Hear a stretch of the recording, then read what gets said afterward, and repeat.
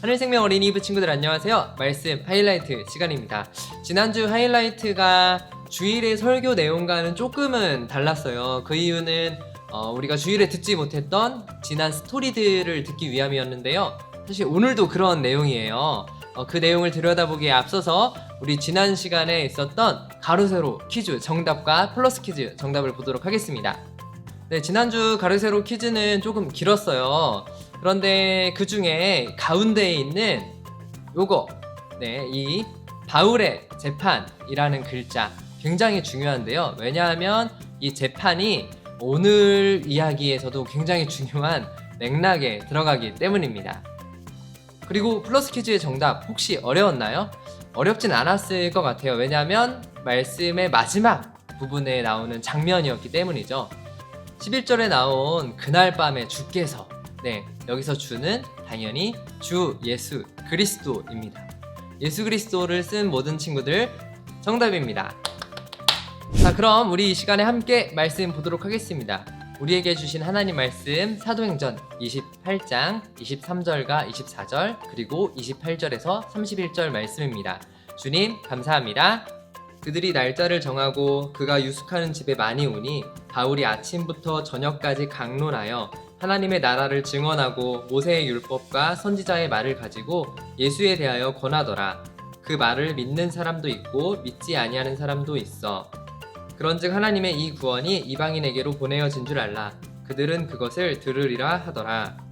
바울이 온 이태를 자기 셋집에 머물면서 자기에게 오는 사람을 다 영접하고 하나님의 나라를 전파하며 주 예수 그리스도에 관한 모든 것을 담대하게 거침없이 가르치더라. 아멘. 하나님의 나라를 전파하며 주 예수 그리스도에 관한 모든 것을 담대하게 거침없이 가르치더라. 이번 주에 우리가 함께 암송해 볼 말씀입니다. 이번 주도 꼭 암송해 주세요. 지난 시간의 마지막 장면 기억하나요? 이렇게 밤하늘이 떠 있는데 그 밤에 예수님께서 바울을 찾아오셨죠. 그래서 앞으로도 로마에서 증언해야 해 라고 바울에게 파이팅을 외쳐주셨던 우리 예수님. 그 후의 이야기입니다. 사도행전은 28장까지 있어요. 오늘 우리가 읽어본 그리고 암송 구절이었던 31절이 바로 그 마지막입니다. 사도행전의 마지막 이야기까지 지난 시간에서 오늘의 이야기가 바로 사도행전의 모든 스토리의 마지막인데요.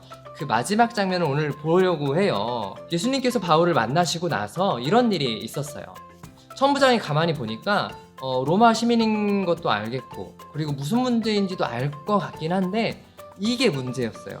이 문제가 재판을 하기에는 문제가 아닌 거예요. 죄가 없어요. 그런데 보니까 사람들이 바울을 계속 죽이려고 합니다. 그래서 바울이 이제는 총독 벨릭스에게 보내지게 됩니다. 천부장이 이렇게 편지를 씁니다. 총독 벨릭스 각하에게 문하나오니 라고 하면서요, 이 사람이 로마 시민권자인데 위험에 처해 있어서 구해왔어요. 그런데 자세히 보니까 죄가 없는 것 같아요. 그런데 또 이 사람을 해치려는 그런 소식을 제가 들었습니다. 그래서 각하에게 보내오니 이 일에 대해서 자세히 알아봐 주시면 좋을 것 같습니다 라고 편지를 쓰면서 바울을 보내게 됩니다. 그 다음에 재판의 자리에서 이제 유대인들이 변호사를 데리고 와요.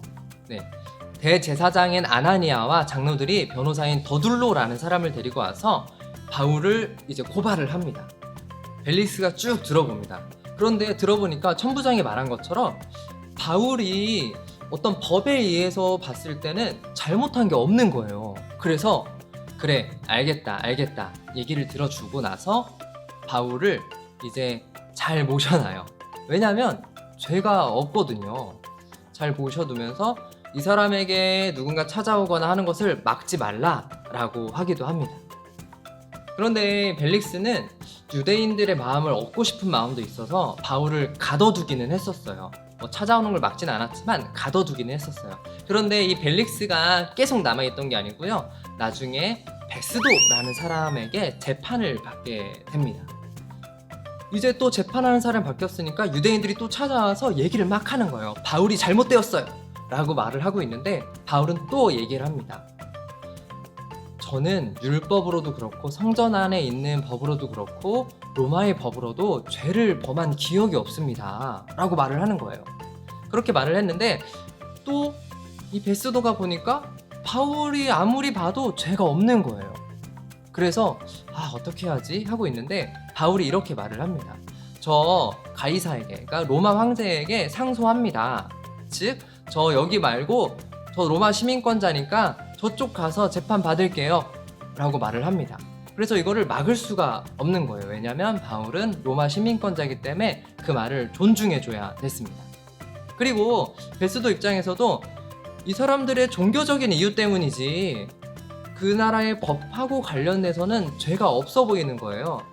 그리고 바울을 없애려고 하는 그런 모습도 보이니까 이 베스도도 바울이 말한 것처럼 로마에 가서 재판을 받을 수 있도록 이제 조금씩 변화되는 움직임이 보이기 시작합니다. 이렇게 상황이 벌어지고 있을 때 아그리빠 왕과 버니게, 오늘 좀 어렵죠? 라는 사람이 와서 또 이렇게 보는데요, 베스도가 말을 합니다. 이런 일이 있었어요 하고, 그래서 이 새로운 두 사람이 봤는데 또 자세히 보니까 또 똑같은 말, 또 바울도 비슷한 말, 또 보니까 죄가 없구나 라는 얘기가 또 나옵니다. 그런데 여기서 바울이 역시 바울이라고 해야 되나? 전도하는 모습이 나옵니다. 재판의 과정에서 있는 그대로 솔직하게 얘기를 하는데요, 사실 이 바울의 마음에 있는 솔직한 마음을 있는 그대로 말하면 복음의 이야기가 빠질 수가 없죠. 그래서 아그리빠 왕에게 복음에 대해서도, 예수 그리스도에 대해서도 말을 하는데요, 그런데 안타깝게도 이 아그리빠 왕이 이렇게 말합니다. 바울아, 너가 공부를 정말 많이 했다는 거 알겠는데 그것이 너를 좀 정신 나가게 만든 것 같아.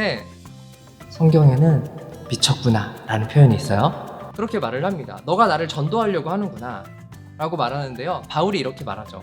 제가 지금 갇혀있지만, 재판의 자리에 서 있지만, 모든 사람이 내가 이렇게 잡혀있는 것 외에는 모든 사람이 저와 같기를 바랍니다. 바로 하나님을 제대로 믿기를, 예수 그리스도가 우리의 구원자 되심을 믿기를, 제대로 알기를 바랍니다 라고 말을 합니다. 그리고 나서 이 아그리빠 왕이 또 이런 말을 합니다. 이야기를 다 들은 후에 잘 한 번 더 생각을 해본 거예요. 아무리 봐도 법적으로는 죄가 없어요. 죄가 없기에 이렇게 말을 하는 거죠. 만약 바울이 로마 황제에게 상소, 그러니까 로마 황제에게 가서 재판을 받겠다라는 말을 안 했다면 나는 바울을 놔줬을 거야. 하지만 바울은 로마 황제에게 가서 재판을 받겠다라고 했기 때문에 바울을 이제 옮겨야 돼요. 그런데 그렇다고 해서 재판의 자리에 있던 사람을 호화로운 배에 태울 수는 없는데 죄인들하고 같이 이동을 하게 됩니다. 배를 타고 이제 이동을 하게 돼요. 바울이 배를 타고 가는데요, 여러분, 바다가 이렇게 맑고 깨끗하고 평온하면 정말 아름답지만 그렇지 않은 순간들이 있어요. 잔잔한 바다에서는 배가 잔잔하게 갈 수 있습니다. 하지만 바다가 화가 나면요, 무섭잖아요? 네, 그런 일이 벌어지게 됐습니다. 중간에 그런 일이 벌어지게 되는데요, 처음부터 그런 일이 벌어진 건 아니지만 어디 갔다가 들렸다가 이렇게 여러 번 들렸다 가다가 유라굴로라는 광풍, 쉽게 말하면 바다에 엄청 파도도 엄청 치고 바람도 엄청 불어서 엄청 힘든 상황에 놓이게 됩니다. 그러다가 엄청 굶기도 하고 사람들 간에 안 좋은 일도 좀 있었던 것 같아요. 그러다가 멜리데 섬이라는 곳에 도착을 하게 됩니다. 그 과정도 쉽진 않았어요. 멜리데 섬에 도착을 했는데요, 거기서 원주민들이 좀 도와주기도 했어요. 불을 피워주기도 하고 도와주는데, 글쎄 그때 바울이 독사한테 물린 거예요. 그 모습을 본 사람들이 저 사람이 바다에서는 구조를 받았지만 살인한 자였나봐, 그렇게 말을 하는 겁니다. 그런데 바울은 툴툴 털어버리고 붓거나 그런 게 전혀 없었어요. 사람들이 대단한데? 라고 생각을 했겠죠?